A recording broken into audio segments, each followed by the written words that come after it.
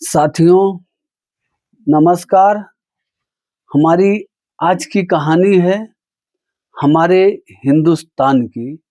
न तो कोई प्रदेश की घटना आज बताऊंगा, न तो किसी जिले की घटना बताऊंगा, न तो किसी थाने की घटना बताऊंगा। आज आप लोगों को डायरेक्ट अपने देश हिंदुस्तान भारत देश की घटना बताऊंगा। साथियों, ये घटना आप सुनेंगे तो आप जो है अपने दांतों के तले अंगुली दबा लेंगे। साथियों, मैं 5 सालों का डेटा लेके आपके पास आया हूँ। 5 सालों का रिकॉर्ड हमारे पास है कि 5 साल के अंदर कितने पतियों की हत्या हुई है, कितनी पत्नियों की हत्या हुई है और किस राज्य में, किस किस राज्य में हुई है। साथियों, आप सुनेंगे तो आप दंग रह जाएंगे, आप चौंक जाएंगे। साथियों, इस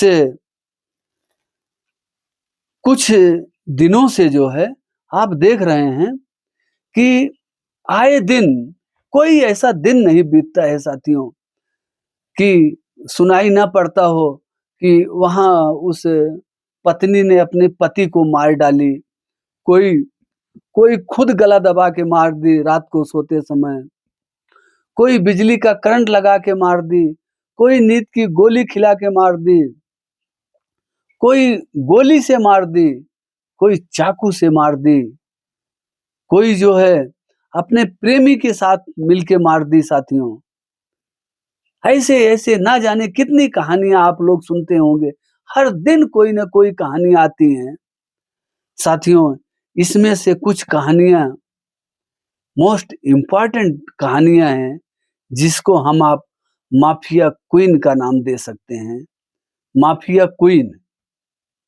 साथियों, इसमें सबसे पहले नाम आता है सोनम रघुवंशी, राजा रघुवंशी।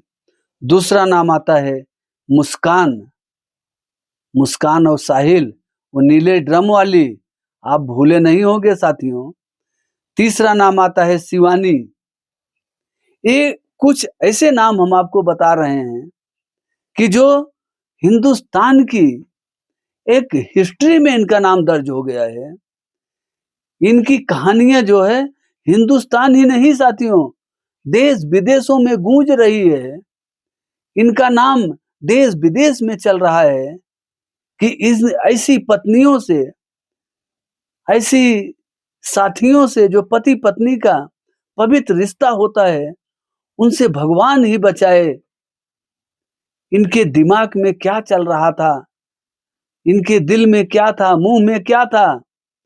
बातें तो बड़ी मीठी मीठी करती थी, जितनी मीठी बातें उतना ही दिल इनका काला था। साथियों, साथियों, ये सिर्फ जो ये 3 नाम हम आपको बताए हैं, ये सिर्फ दुल्हन का नाम नहीं है, बल्कि किलर ब्राइड्स का भी है। किलर ब्राइड्स का भी है। प्यार और जुनून में इन्होंने 2 रास्ते को चुना। प्यार और जुनून में इन्होंने 2 रास्ते को चुना, जिसमें पहला रास्ता शादी का था, शादियों का, और फिर शादियों की रास्ते को जिससे शादी करती थी, फिर उस शादी को शमशान में बदल दिया। जानिए कैसे मोहब्बत, गुस्सा और विश्वासघात इन दुल्हनों को कातिल बना दिया और कैसे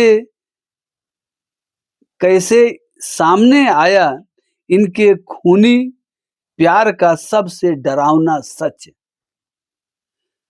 माफिया क्वीन सोनम रघुवंशी, मुस्कान, शिवानी, भारत की सबसे खतरनाक किलर ब्राइड्स और उनके खूनी प्यार का आज हम एक एक राज खोल के रख देंगे। साथियों, साथियों, पहले हम आपको बताते हैं जो 5 साल का डेटा हमारे पास आया हुआ है, जो रिपोर्ट है, मैं उस रिपोर्ट की बात करता हूं। साथियों, 5 साल में ये रिपोर्ट जो है इंडिया हेराल्ड की रिपोर्ट है, इंडिया हेराल्ड की रिपोर्ट है। इसमें बताया गया है 785 785 हस्बैंड मतलब पतियों का कत्ल हुआ है 5 सालों में। 785 पतियों का कत्ल हुआ है 5 सालों में। साथियों सोचिए जरा, 785 का आंकड़ा कम नहीं होता है, बहुत है।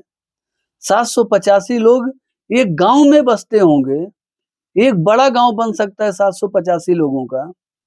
अब आप सोचिए कि 785 लोग कम नहीं हुए, इतने पतियों की हत्या हुई है। और इन सब पतियों की हत्या पत्नियों ने या तो खुद की है और या तो अपने प्रेमी के साथ मिलकर करवाई है। 785। और ये साथियों उत्तर प्रदेश, बिहार, राजस्थान, महाराष्ट्र, मध्य प्रदेश, ये 5 राज्यों का डाटा है। 5 सालों का, जो 5 सालों में 785 पतियों ने अपनी जान गंवाई अपनी पत्नियों के हाथों से। साथियों भास्कर न्यूज की खबर है, उनकी रिपोर्ट है।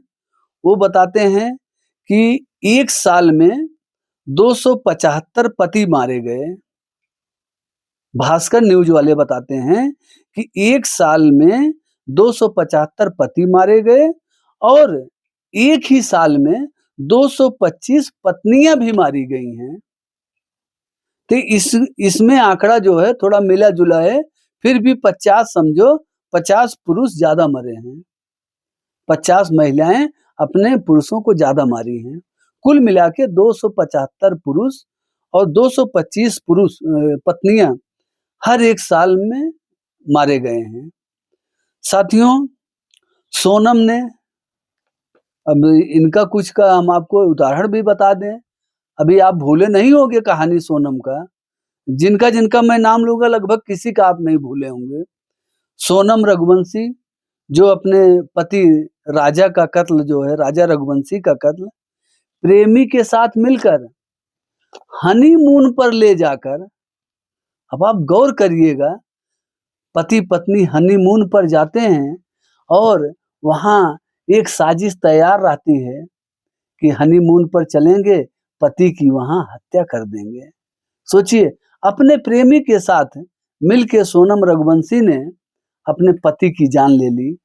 दूसरी इसकी भी कहानी आप भूले नहीं होंगे, मुस्कान साहिल। मुस्कान साहिल का भी बहुत ही कहानी चली थी, वही है ये नीले ड्रम वाली। ये जो है इसका पति विदेश रहता था, इसकी बिटिया का जो है जन्मदिन था, बर्थडे था, बर्थडे में विदेश से जन्मदिन मनाने के लिए आया हुआ था। ये मुस्कान जो है ये अपने पति साहिल के साथ मिलकर पति को मार के काट डाला। काट डालने के बाद नीले ड्रम में पैक कर दी।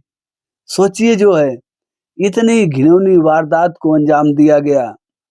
साथियों तीसरी कहानी है शिवानी का। शिवानी को भी आप भूले नहीं होंगे, उसका पति दीपक को मार डाली, खुद ही मार डाली थी। और चौथी कहानी है रबीना का, ये भी पति का कत्ल कर दिया था रबीना ने।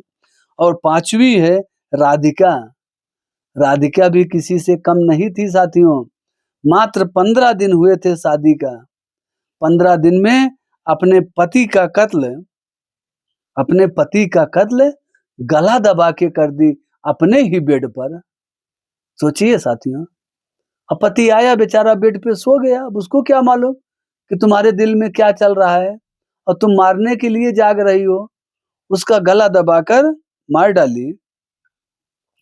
इन सभी पत्नियों की उम्र जो बताई जा रही रिपोर्ट में 20+ है, मतलब 20 साल की उम्र है इन लोगों की, 20 से ज्यादा है किसी की, मतलब 20 साल की उम्र लमसम इन सभी पत्नियों की है जो ये अपने पतियों को मारी है या तो मरवाई हैं।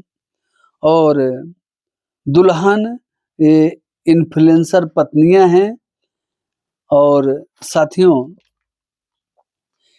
इनके जब इनकी एक रिपोर्ट बनाई जाती है, ये रिपोर्ट जो है, ये एनसीआरबी की रिपोर्ट है 2022 की, 2022 की जो ये सब रिपोर्ट प्रकाशित करती है हमारी देश की ये एजेंसियाँ या विदेशी भी हैं, जो एक डेटा रखती हैं, रिपोर्ट रखती हैं, उनके हिसाब से 2022 में 4,45,000 क्राइम हुए महिला के खिलाफ, जो शिकायत दर्ज कराई गई।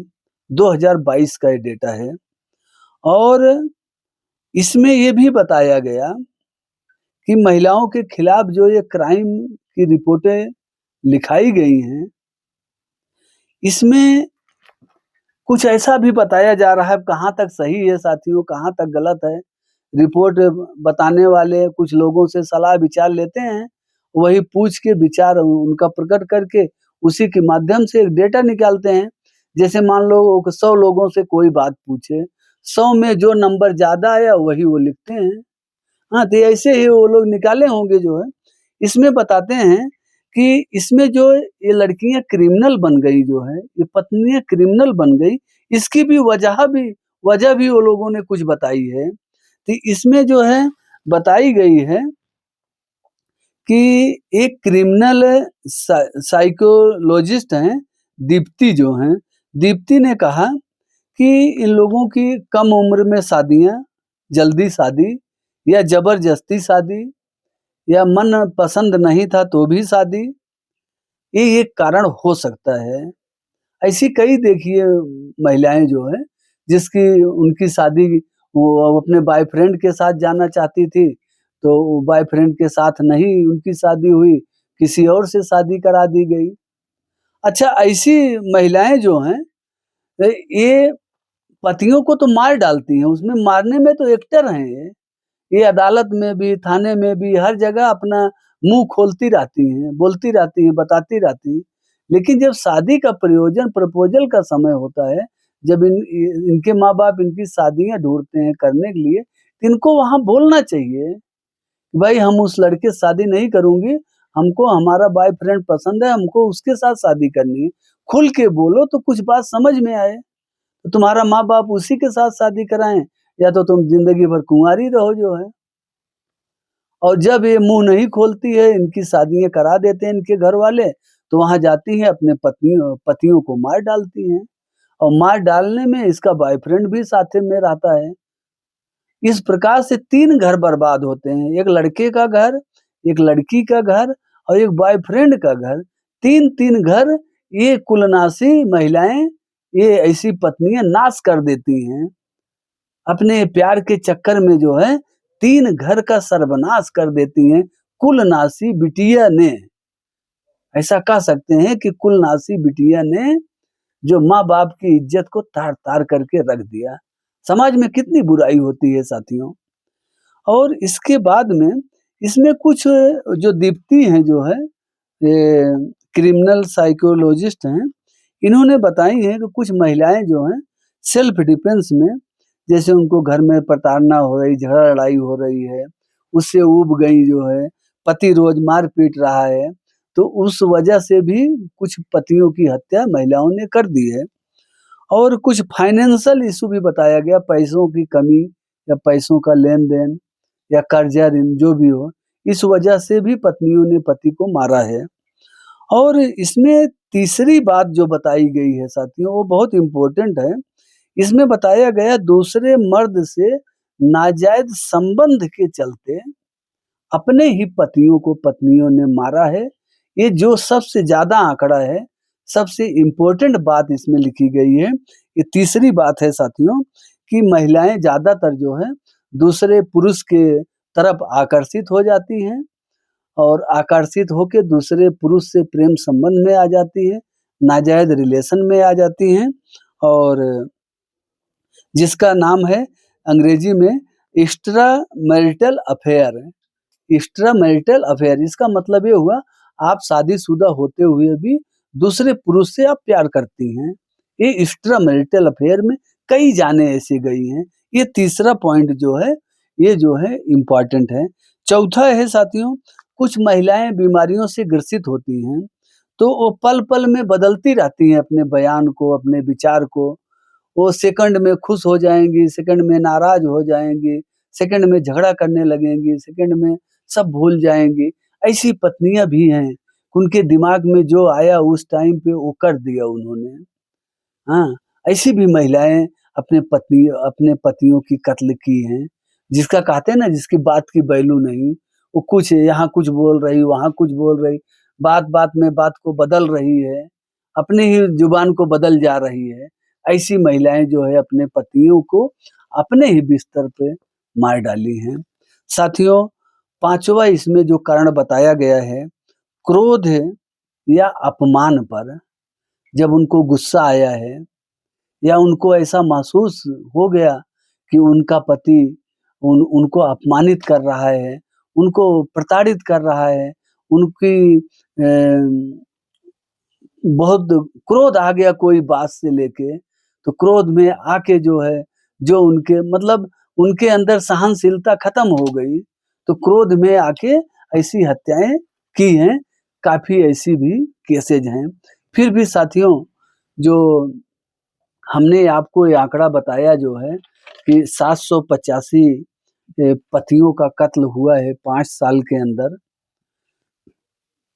ये जो डेटा निकल के आया बहुत ही दुखद है और इन सब चीज़ों पर साथियों ब्रेक लगना चाहिए और जिसके भी घर में अगर पति-पत्नी का कोई झगड़ा है, रगड़ा है, उसको बैठ के अगर नहीं दो 2 लोग समझ पा रहे हो पति-पत्नी, तो अपने घर में माता-पिता को इकट्ठा करो, भाई-बंधु को इकट्ठा करो, उनसे बताओ जो है, बात को छुपाओ मत।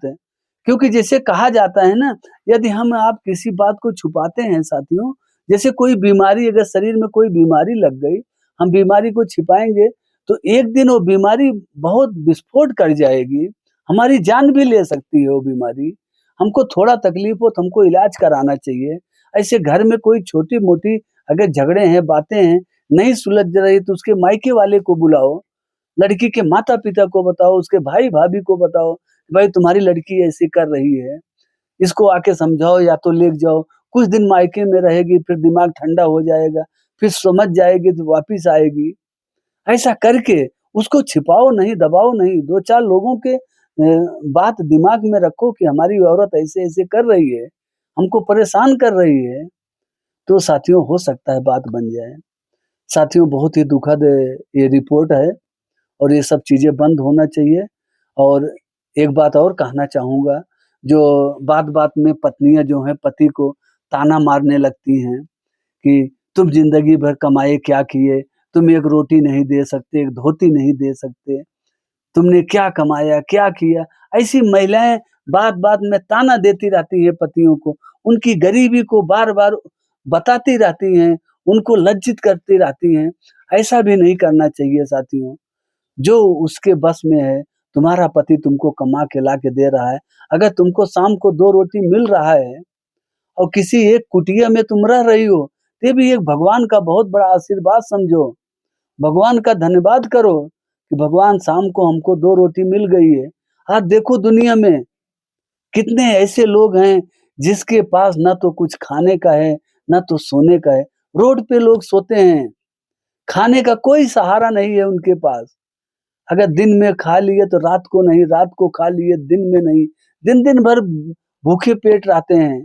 तो साथियों, अगर हमको आपको 2 रोटी किसी वजह से मिल रही है, कोई आपको कमा के ला के दे रहा है, आपको खिला रहा है, आपका भरण-पोषण कर रहा है, आपका इलाज का खर्चा, पढ़ाई-लिखाई का बच्चों का खर्चा, सब आपका अगर पूरा कर रहा है, कहीं कोई कमी रह जा रही है, तो उस कमी को बार-बार उस पति को मत कहो, उसको लज्जित मत करो। नहीं तो किसी के साथ 4 लोगों के सामने बैठ गई, पति की बुराई चालू हो गई, घरवालों की बुराई चालू हो गई, ऐसा ना करो। तुम जिससे पति की, अपने घरवालों की, सास-ससुर की बुराई करती हो, वही मौका आने पर वही तुमको जो है लज्जित करेगा। तो तुम क्या बोलने वाली हो? तुम अपने पति की बुराई करती थी, तुम अपने सास-ससुर की बुराई करती थी। ऐसा नहीं करना चाहिए साथियों। ऐसा सोचना चाहिए जो भी है, जैसा भी है, हमारे सास-ससुर, हमारे पति-देवता, हमारे देवर, जेठ-जेठान, जो भी परिवार के सदस्य हैं, जैसे भी हैं, वो बहुत अच्छे हैं। उनकी बुराई न करो, उनकी बदनामी न करो कहीं जाके, बात का बतंगड़ मत बनाओ। तुम किसी से बुराई करोगी, वो सुनने वाला तुमको लाके नहीं दे देगा, बल्कि मौका पाएगा तो तुमको तुमको भी वो लज्जित करेगा जिससे तुम वो बता रही हो। साथियों, छोटी-मोटी बातों को घर में ही बैठ के, घर परिवार में बैठ के, समझ के सही रास्ते पर चलना चाहिए और बात-बात में ऐसा गंदा विचार, ऐसा गंदा खेल दिमाग में नहीं आना चाहिए कि इसको मार देंगे तो समस्या का हल हो जाएगा, नहीं होगा साथियों। आप किसी को मार देंगे, आप भी नहीं बचेंगे, आप तो उसको मार दिए। आप देखिए जितने को अभी मैं नाम लिया हूँ, कोई भी अपने घर पे नहीं, सब जेल की सज़ा, जेल की हवालात में बंद हैं, जेल की हवा वही काट रही हैं। साथियों ऐसा नहीं करना है, घर परिवार को बहुत सोच समझ के चलाना है, कोई छोटी-मोटी गलती अगर चाहे पत्नी से हो, चाहे पति से हो, घर में बैठ के समझ के अपने कार्य को आगे बढ़ाना चाहिए और मेल-मिलाप से, हँसी-खुशी से इस 4 दिन की ज़िंदगी को व्यतीत करना चाहिए। लड़ाई-झगड़े में कुछ नहीं रखा है साथियों। ये 4 दिन की ज़िंदगी है, फिर ज़िंदगी नहीं रहेगी। तो इसलिए हँस के, बोल के, मिल के, संतुष्ट मन से, खुशी मन से अपने परिवार के साथ रहो और साथियों आप लोग का जो विचार होगा कमेंट बॉक्स में बताइएगा। फिर मिलते हैं एक नई कहानी के साथ, तब तक के लिए जय हिंद, वंदे मातरम।